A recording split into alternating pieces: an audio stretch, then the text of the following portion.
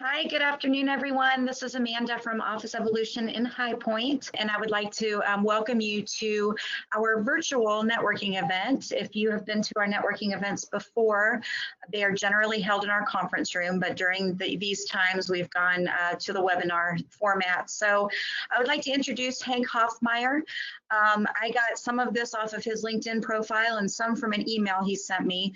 But one thing I want to say is I love the creative titles that he gives himself. Hank is a self-proclaimed digital marketing infotainer. I'm sure he'll talk about that. A content creator and a solutions whisperer.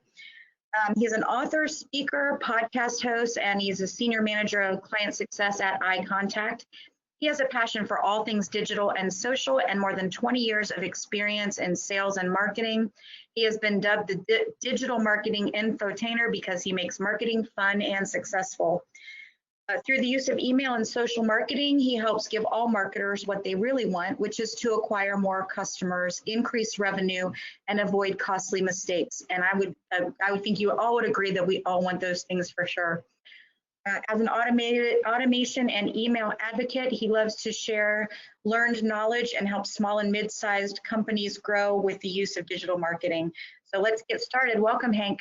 Thank you. Appreciate being here. And I remember when I did one of these in person, we had some food. We were able to network before and after, have a great discussion. And I'm standing at my standing desk today to try to make it feel a little bit like it's an interaction. I know you probably can see me, but maybe I can't see you. But I'm just going to envision that you guys are really attentive, paying attention. And we're really going to learn a lot about email marketing today. And it makes me think about the pandemic and what's going on. And there was a time where I was diagnosed with a disorder, and it was not COVID-19.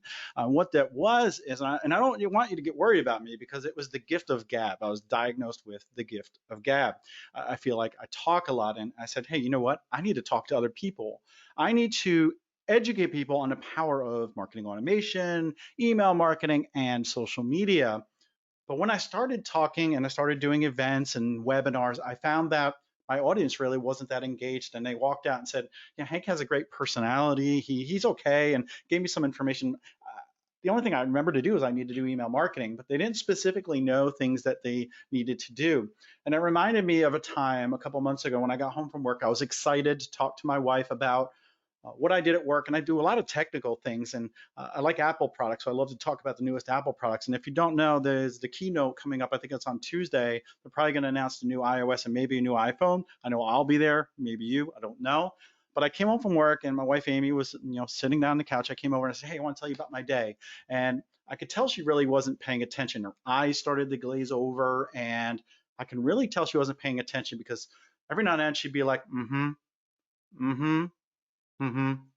And then at one point I said, Amy, are you listening? Do you understand what's going on? I'm really excited about what happened at work. She said, sometimes, Hank, when you talk, all I hear is nerd, nerd, nerd, nerd, nerd, nerd, because I wasn't tailoring the conversation to her. And I feel as marketers, we're doing the same thing. We're verbally vomiting on people and putting out content and messaging that we want to put out without learning about what ails or what our subscribers want. What do they want to read? What do they want to hear about? And how can we provide value to them? And that's why I put together this talk about your prescription for success and what you can do to really have healthy email marketing practices so that your next campaign is going to be more successful than ones you've done in the past. Amanda did a great job of introducing me, but I'm Hank Hoffmeyer, the digital marketing infotainer. I like to make marketing fun and successful. Connect with me on social media. I'd love to talk to you. And what we're here to talk about today is email marketing. And if you are using email marketing right now and you're using it effectively, congratulations, pat yourself on the back. And if you're not, what we're here to talk about today is also the power of email marketing and why you should be using it. And what I want to do is reinforce how important email marketing is. It's 40 times more effective than any other marketing channel, such as social media, pay-per-click, or even print ads. You're going to get 40 times more effectiveness out of your campaigns. 61% of American workers say that email marketing is very important to their marketing and also what they do in business. They read email each and every day. Therefore, that is a place you need to be, is in people's inbox. And maybe you're a B2B marketer and you're here today. I don't want to forget about you. 83% of B2B marketers says email marketing is very critical to what they do with marketing. Now, The first thing I want to talk about and get out of the way is the hardest to swallow medication when we talk about a prescription. Nobody wants to take medication if it doesn't taste good or if it's not interesting to them or if it's not colorful, right? We're not going to be interested in taking it, even though it might make us feel better. And we're going to get a little uncomfortable and talk about something called email deliverability. You might, as a marketer, go and say, you know, I'm going to create, send, and I'm going to track an email. I'm going to go out and I'm going to be successful. I'm going to sell my product and service. I can sign up for a platform like iContact, and I'm just going to send out my emails. I'm going to make a lot of money. Is that true? Drop something in the Q&A section. Go in there and just, is it true? Yes or no? If you just go in, create, send, and send an email, you're just going to make a lot of money. I want to know if it's yes or no. Now, what I'm doing here is I want to have you make some micro commitments to me today, and that's one of them right here. Let me know. Will you be effective? You just simply go in, add a list, create an email, and send to it. Will you make a lot of money and have a lot of opens and clicks? Yes or no? I want you guys to be engaged today because by me doing this, you're going to pay attention and hopefully learn a lot of things today. As Susan says, ha, and I don't know if it was to that. So Scott's saying not at all, and Jordan's saying no. And that's the truth. Maybe you're a huge celebrity and every email you send gets a lot of clicks, gets a lot of opens, and you can say yes, but I don't think that there's any celebrities on this webinar today, which is a shame because maybe they need to know how to do email marketing a little bit better. So let's talk about scores and scoring. Every time you send an email, there's good things that happen to your email or positive, and negative or bad things that happen to your email. What I want you to do is tell me, what are some of the good things that happen to an email when you send it out, or positive things? Drop those in the Q&A. What are some good or some positive things that happen when you send an email? And also, to prime you, I'm going to ask about the negative or the bad things. So either drop those now or start thinking about those.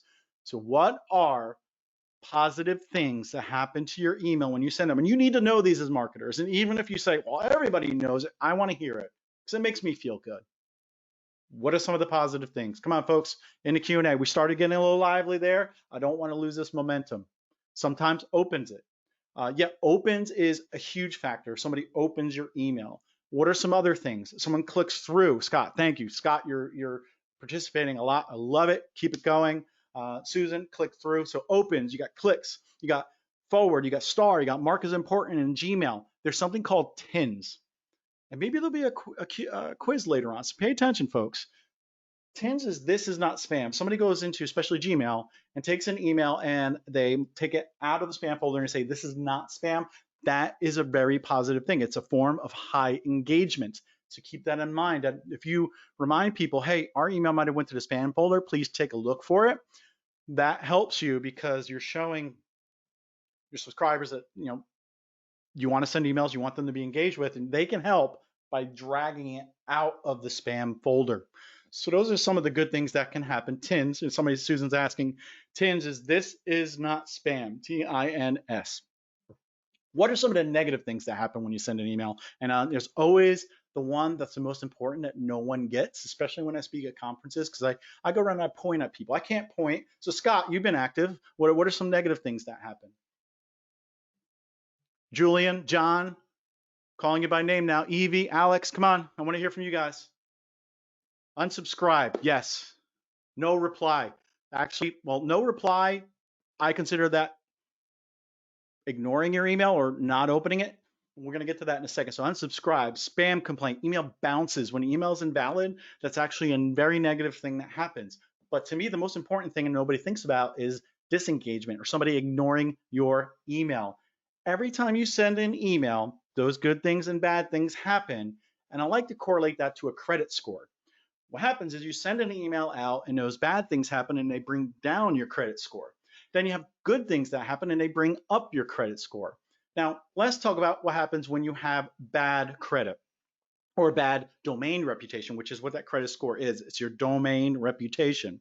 Every time you send an email, it's tied to your domain and there's a credit score or domain reputation attached to it. Let's just say for some reason you're not doing everything we're talking about today and your credit score or your domain reputation goes down. And I use Gmail a lot just because they have a fancy algorithm and it's always important to talk about Gmail. So Gmail will say, hey, 50, 60% of the Gmail subscribers they're sending to are not opening anymore. They're bouncing, they're unsubscribing, they're marking it as spam. this is an irrelevant sender. Let's start sending more of those emails to the spam folder. Now you might say, Hank, that's not true because I have a bad reputation. People still open my emails. Yes, people that continue to engage with your emails and are frequently engaging will still get it in the inbox. But the most important thing is new people that come on your list may never see your email and might just go right to the spam folder. And we don't want that to happen. What you want to do is have a healthy domain reputation. You want to make sure it stays up. I know there'll probably be questions. How do I check my domain reputation, et cetera, et cetera? If you're sending from your own server, it's easy to check that. But a lot of times it's almost just like, hey, are you paying your credit card on time? Is anyone that is signed under you and a loan, are they paying on time? So if you're doing all the right things, your domain reputation is going to be high.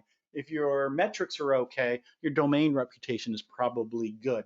So it's important to talk about the scores and scoring and what happens to your email when you're sending it.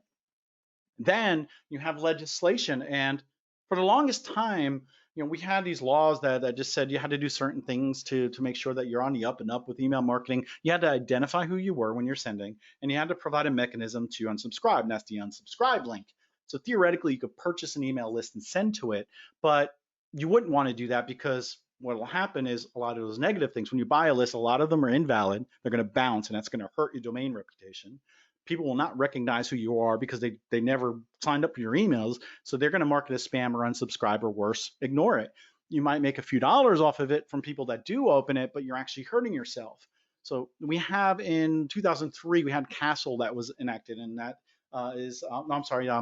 that was Can Spam, which is in the US. So Can Spam 2003, we have that was enacted, and that just said you had to identify yourself and you had to provide a mechanism for unsubscribe. Now CASL, which is the Canadian anti-spam legislation, is very similar, and it's for Canadian residents only. Then we have GDPR, which was a couple of years ago in Europe, and now we have the one for California, right, which can actually hurt you. So what you want to do is make sure you're following the most stringent law, and I would say that's the one in California, and then you have the one in European Union, which is GDPR. Because an interesting thing is if somebody has dual citizenship here and in Europe, and you send to them and they're here in the US, you could be held to GDPR and be fined for that. So what you want to do is make sure people are providing explicit consent to get your emails. In other words, they're saying they want your emails, you're filling out a form, you're not using purchase data, and you're not scraping the internet or finding email addresses online and just using them. You want to send emails to people that want to receive your emails. And I already flipped the slide a minute ago, but what you want to do is make sure you're avoiding spam traps and blacklists. By purchasing lists or sending emails to people that don't want them, a lot of negative things are going to happen. What happens is you end up getting on these lists that block you from being sent to the inbox. These private domains, these companies, and then Google, Yahoo, they all subscribe to these lists. And what happens is they block you from getting the inbox. And a spam trap is, say you have an email address from AOL and you've been sending to it, and then you haven't sent an email in a while, and that person stopped using their email, and AOL kept saying, do you want this? And they say no, or they don't reply. AOL takes that email address back and they keep it in circulation for a while, and they'll serve a bounce code. But if you don't send to it, you'll never know it's invalid anymore. Then they reactivate it as a spam trap. And if you send to it, AOL will reach out to say iContact if you're using iContact and just say, hey, this customer hit a spam trap. We need you to take remedial action, and we might have to force you to clean your list. So avoid those spam traps and those block lists, which are definitely things that you don't want to hit. And then you have these technical items that sit on your domain that say that you are who you are, and you're sending emails that are appropriate. In other words, SPF is Sender Policy Framework. And what that does is if you're using iContact to send an email, or another provider, MailChimp, Constant Contact, it says that we have permission to send email on your behalf. In other words, the email is coming from iContact, but it's being sent by your domain. So therefore, we could be spoofing you. But if you put just a little bit of code on your website, we can help you with that, or anyone can help you with that, whatever provider you're using. It says that that provider, like iContact, has permission to send an email on your behalf. Then DKIM is Domain Keys Identified Mail. That's just another thing that you set up with your provider. And it says that that message has not been altered in any way since it was sent from the sending server and received by the recipient server. It was not hijacked and manipulated in any way, and it does not have anything nefarious in it. They help you gain credibility and a good reputation to be accepted in the inbox. You always want to be sending good quality content. I like to use the bank analogy. You want to make more deposits than you do withdrawals. Gary Vaynerchuk, if you know who he is, he wrote Jab, Jab, Right Hook. You want to provide value, provide value, provide value. Then what you want to do is take that withdrawal. You want to hit them with a right hook or an uppercut and ask for the sale. In other words, don't always be selling in your emails. Don't always be boring. Provide content that matters to your audience. And folks, we're going to get to the Q&A at the end. So if any questions you have, you can drop them now before you forget about them. And then also just keep them handy if you want. We can just take them at the end as well. And then list hygiene is important. And list hygiene for me is the most important way for you to make sure that you have quality data with your open rates, and then also helps your deliverability. You need to look at folks who've been on your list for a certain amount of time and have not opened an email from you. And what that looks like is maybe you send once a week, and what you'll do is take a look at people who've been on your list for 6 months and have not opened for 6 months. If you send once a month, you're going to look at people who've been on your list for a month and haven't opened in a month. And what you'll do is you'll run a re-engagement campaign. You'll send an email. First email can be, "Are we breaking up?" ? I don't know about you, but if somebody's breaking up with me, I'm probably going to open that email to find out why. And in that email, what you're going to do is you're just going to say, "Hey, we noticed you haven't been opening our emails. We want to make sure you want to continue to receive them. Do you want our emails, yes or no?" Obviously, it'd be a little bit better than that. But then what you'll do is you'll wait maybe a week or two, and you'll send a second email to folks who didn't open the first one. And that one might be something like, "Are you ghosting me? Why are you not opening our emails? We want to have a relationship with you. Would you want to stay on board?" Same thing. Then finally, another few weeks after that, you're going to take a look at people who did not open the first 2 emails, and you'll send a last email. "Here are the divorce papers. We mean it. We just signed them. Relationship's over. We're removing you from our list." What you want to do is, if someone did not open all 3 of those, you want to do what you say: divorce them, delete them, remove them. The beauty is you can always add them back at a later point and start email marketing to them again. Number one, what's going to happen is your metrics are going to be accurate. You won't have that dead weight sitting in your account holding your open rate down. You'll effectively know what your open rate is, and it's important to know what that is and clean your list so that folks that don't want your emails are removed. And what does that also help? Email deliverability, folks. When we already covered that. So avoid those spam traps in those lists. And here's some metrics to look at. When you're sending emails, you can look at the metrics. What you want to do is make sure your complaint rate is about 1 per 1,000 or 0.1%. Those should be the amount of people that are unsubscribing. If it's higher than that, there's probably a reason why they're hitting that unsubscribe button. And actually, hitting unsubscribe is better than complaining. So I'm sorry, this is the complaint rate. So you want them to complain less than 0.1%.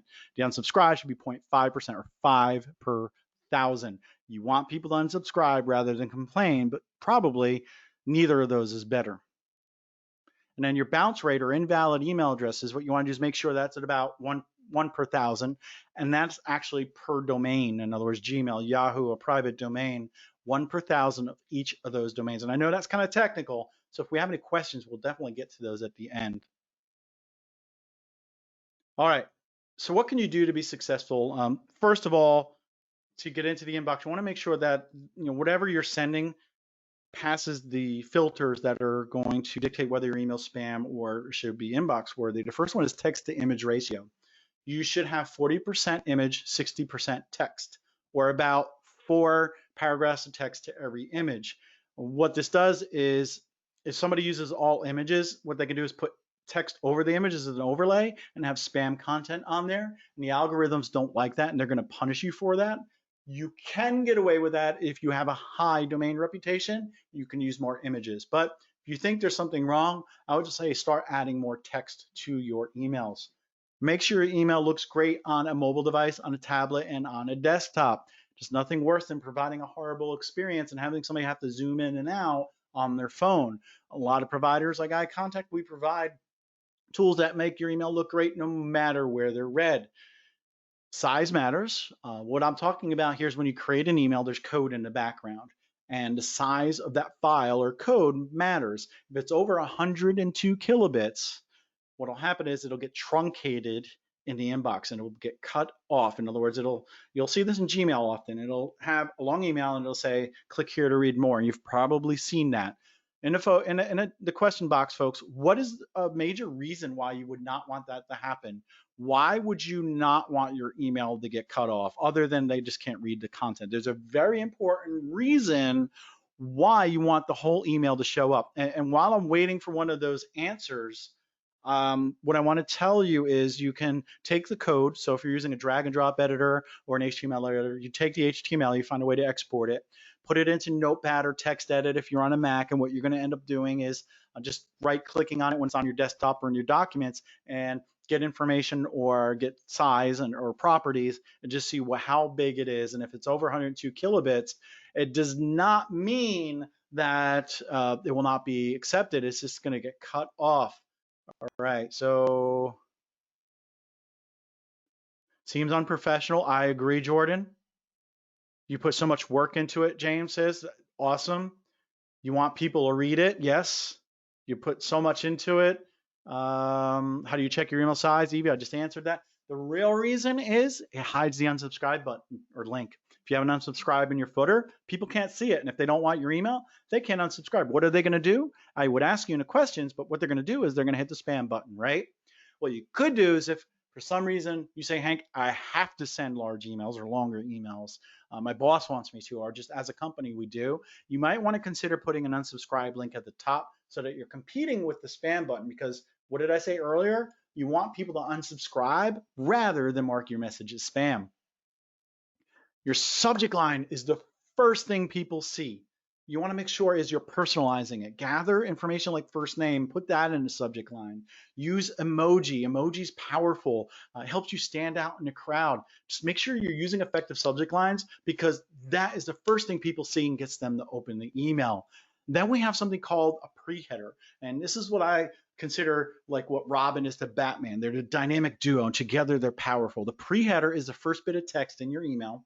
And sometimes you can just customize it, put it there, it can be behind the image, but it's an extension of your subject line. You've probably seen this, especially if you're on Gmail. You see the subject line in bold, Hank, comma, we have new shoes today. And then the pre-header would be free shipping on orders $49 and more. It allows you to use the pre-header as an extension of your subject line to get more interest, to get people to open. And I do see some questions, so hopefully we're going to get to those at the end. Well, we will get to those, but I want to answer those in detail for you. All right, when it comes to content in your email, what I want to talk about some technical things. So they're also going to check any domains in with the content. So in other words, if you put a link to another domain, another website, they're going to check the domain reputation of that link. So make sure that that reputation or that domain is a valid domain or a good domain. Don't use redirect links like bit.ly or shortened links, because they are followed to the end. And a lot of times you might get punished because some services allow you to change the link after it's sent, and that can be nefarious, and you might get punished for that. And then make sure there's no broken links in your email, because again, that can hurt you. And as far as content technical reasons, those are the ones I want you to remember here. And this, I don't think many people use these types of things where they want to, say free money, and they're going to really hide it by doing this. Just don't do that. I don't see that often enough, but it gets a little giggle out of me every time I see it, so I have to go ahead and talk about it. All right, some alternative medicine. So what other things can we be doing besides making sure our email gets to the inbox, and that we're got all the technical items in place so we can make sure people are seeing and opening our emails? You want to use marketing automation, because with automation, you're going to save time. You may save a little bit of money, and realistically, you're going to send the right message to the right person at the right time. You're going to be able to personalize your emails, and what you want to do is use segmentation. We're going to get into marketing automation. Then we're going to talk about personalization. Then we're going to talk about segmentation. And to me, segmentation is so powerful. And if you're not using it, you're using it effectively, stay tuned, because I'm going to tell you how and why. I already said, marketing automation is convincing the right people to need what you need. We need what you provide at the right time, or right message, right person, right time. And if you're not using marketing automation right now, you're probably doing a lot of continual repetition of tasks. You're always doing the same thing. Oh, it's Thursday, I got to get an email. I'll go out on Friday. And then I'm going to go back on Monday. I'm going to check my statistics. And then you forget to. And it's Then it's Wednesday. Oh, I was going to send a follow-up email, but now it's too late. You may be in this boat, or maybe you're using automation now, and kudos to you. There's a lack of relationship building because you're not going to be able to really automate the processes and get that nurture series going to get people to develop that KLT, know, like, and trust factor, because people do business with folks that they know, like, and trust, folks. And you might treat everyone the same if you're just going in, creating a list, creating an email, and sending that email. You're kind of treating everyone the same. But when you use marketing automation, you're going to be able to nurture people to a sale. You're going to be able to set up a series of emails that go out based on certain information, based on triggers, what's happening, what's not happening, and you'll convert more. And you'll be able to personalize those emails and send them at the right time and increase engagement. And most of all, it saves time. It allows you to spend more time on other things. Maybe it's social media or something else that you need to do. Or maybe if you're working from home, you can actually have dinner on time. So what do you think is better, drip marketing or nurture? So drip marketing is a one-size-fit-all predecessor to lead nurturing.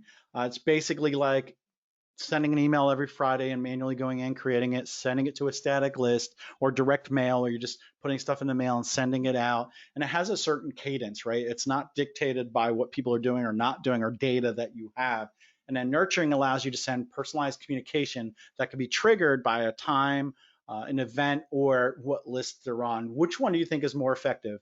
Let me know in the Q&A, folks. I want to know which one do you think is more effective. Say drip for drip and nurture for nurture. Where's Scott been?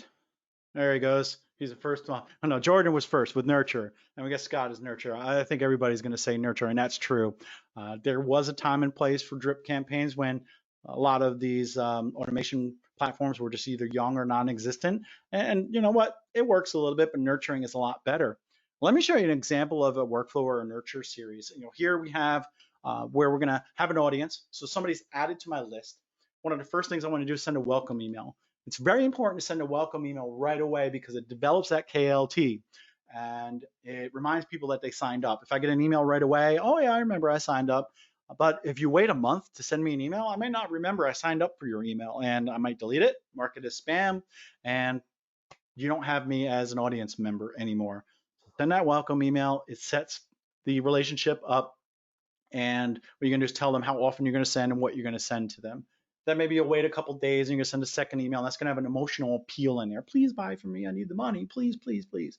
I'm just kidding. What you want to do is appeal to their emotions. Talk about what drives you as a business.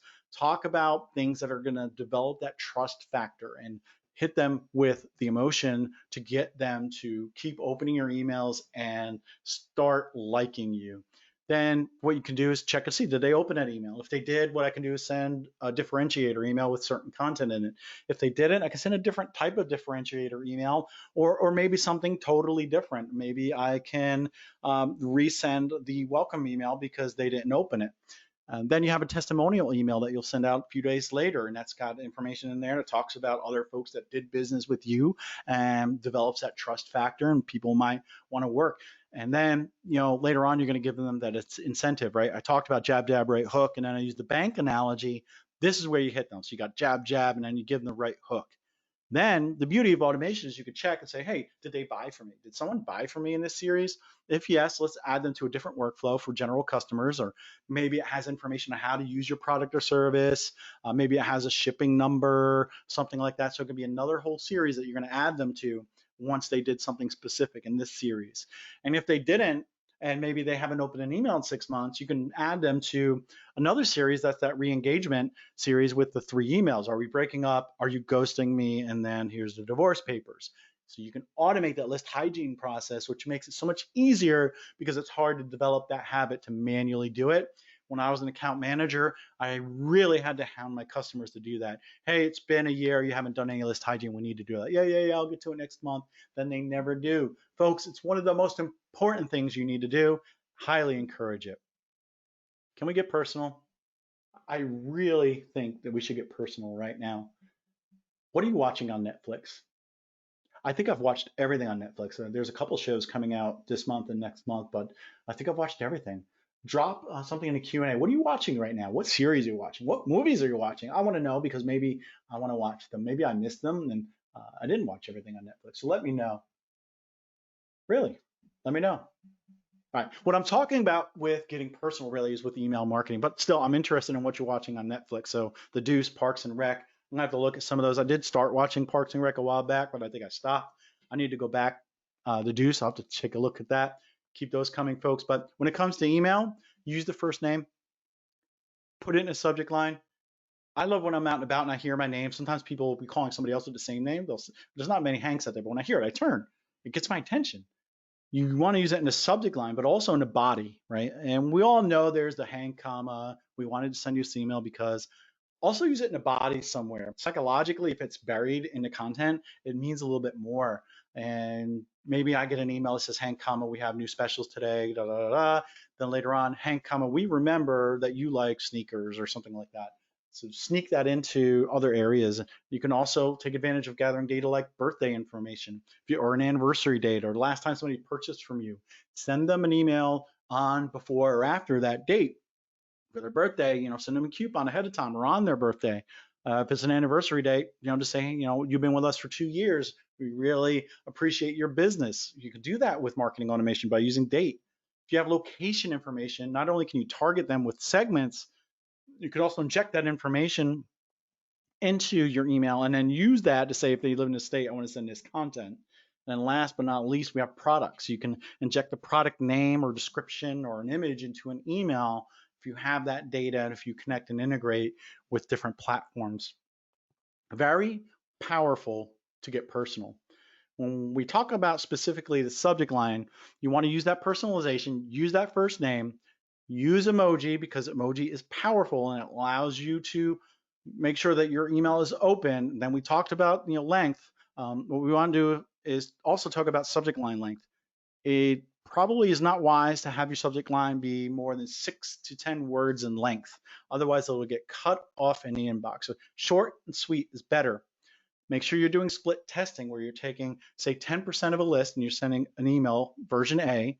You copy that email, change the subject line, and that's version B. You send that to another 10% of your list. Then what you do is you wait a day or two, come back, whichever one had more opens, hopefully a little bit more, that would be your winning email, and you could send that out to the remaining 80% of your list. And by doing that, you'll make sure the most effective emails being sent out to your list. Always be using subject line testing. And then make sure you're effectively using and maybe even testing that pre-header. All right, let's talk about segmentation. What segmentation is? A filtered view of your list. In other words, if you have a list and you also collect information of where they live, say the city, you could say, I want everyone that lives in Raleigh, North Carolina. And that would be a segment. So according to the DMA, there's a certain percentage of increase that you will get from your email campaigns, revenue increase by using segmentation. I want you to take a guess because no one has ever come close, and I want to see if you guys can break the record today. What do you think is the percentage of increase that you will receive in email revenue by using effective segmentation?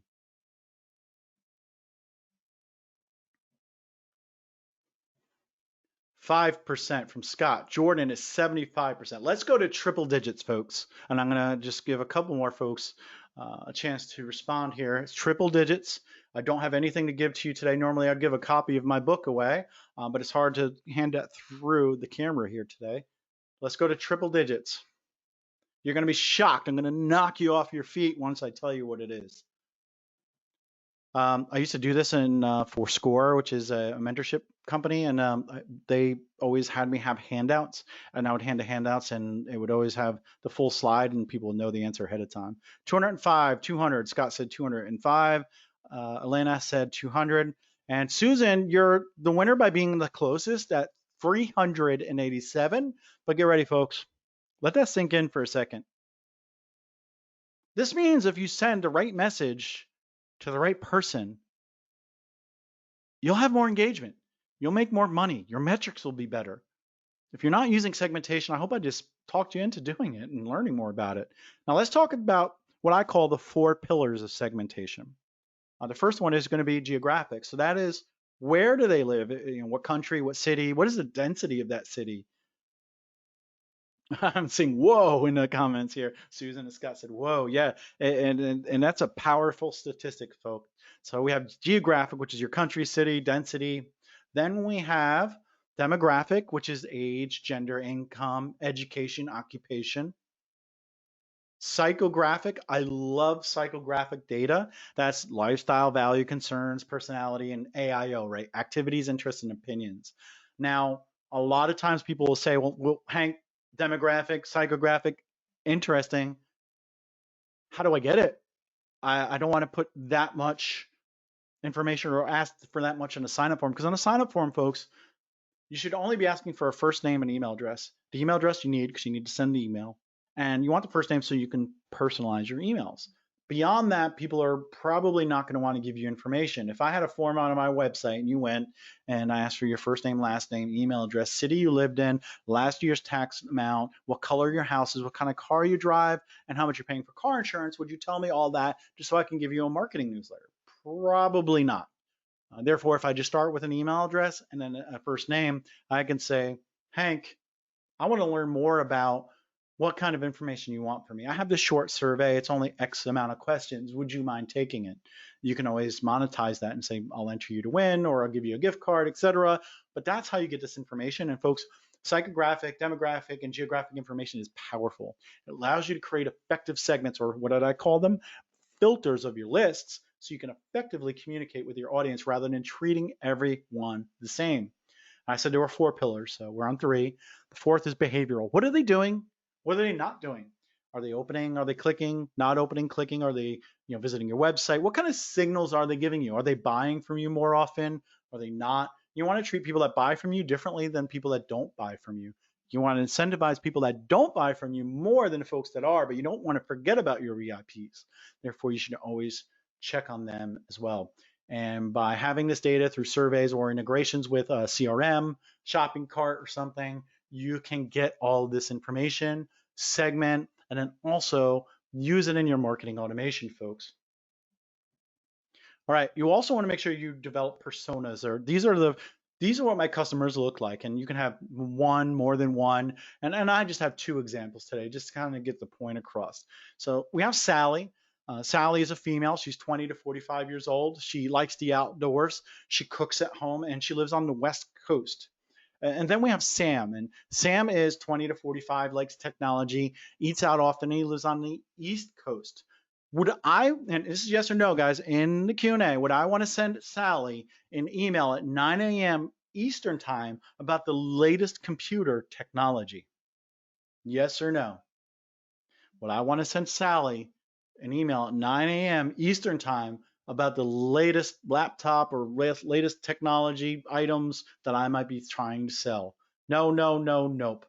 Krista's no, Elena's no, Scott and Susan no, and I got a nope from Susan, and that is correct. You want to treat your customers a little bit differently, and segmentation allows you to do that because I can put Sam in one segment and Sally in another.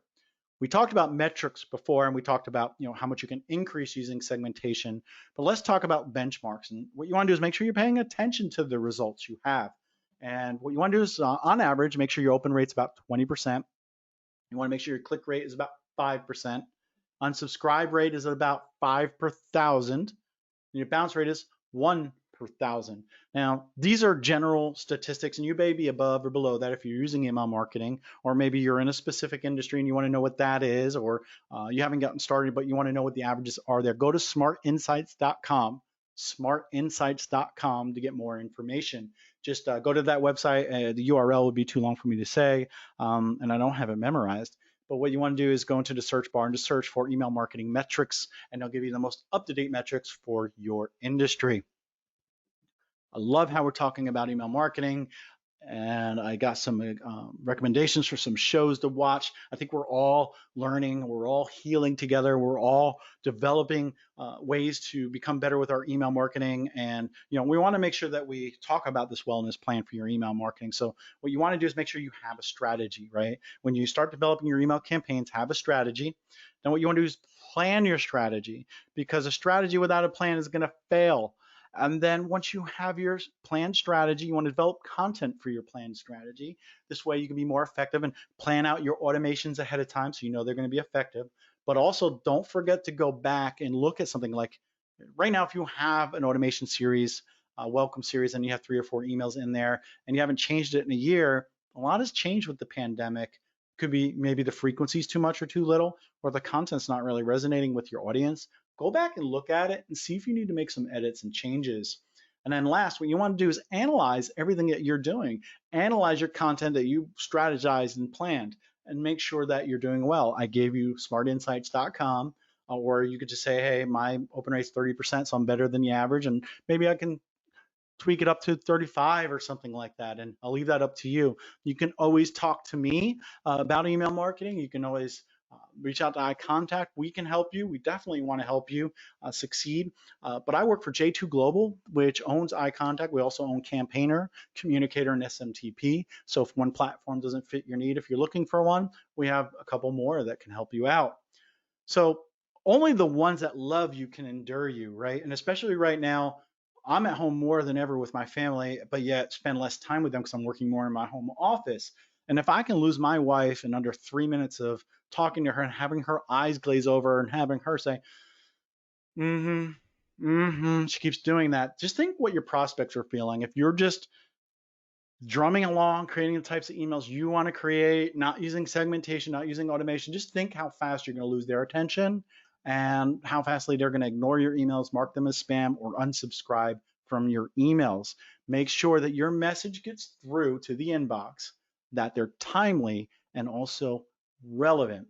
The road of recovery is in your grasp. What I want you to do is write your own prescription. I gave you some recommendations, but you need to write your own prescription. And what I want to do now is hop into the Q&A and talk about email marketing, because this is the most valuable part of the webinar. I feel we got about 15 minutes to do so. But if for some reason you are interested in email marketing, reach out to me. Go to iContact.com, sign up for a trial. Communicator, those are the 2 most popular ones. I'd be happy to talk to you. I'd be happy to see what kind of discounts I can get you. I have some free resources I can give to you.